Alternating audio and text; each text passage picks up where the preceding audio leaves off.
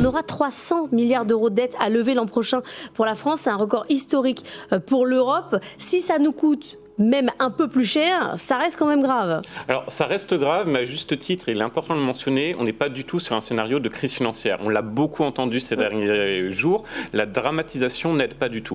En revanche, effectivement, ce qu'il faut bien comprendre, c'est que la France va être parmi les pays qui vont emprunter le plus l'an prochain. Aujourd'hui, on le voit très nettement, il y a toujours une demande qui est très importante lorsque la France emprunte sur les marchés financiers. Bien évidemment, les taux augmentent, mais par exemple, le 10 ans français aujourd'hui, on est en dessous de 3%, on est autour de 2,90%. Donc, ce n'est pas une atmosphère de crise, c'est plutôt que les investisseurs, et notamment extra-européens, ont parfaitement compris que la France est dans une situation difficile du point de vue politique, qu'elle ne fera certainement pas les efforts budgétaires qui sont demandés, et même avant la possible censure, on le savait dans tous les cas, et qu'en revanche, ça nécessite un premium, c'est-à-dire quand on emprunte, on va payer un peu plus cher.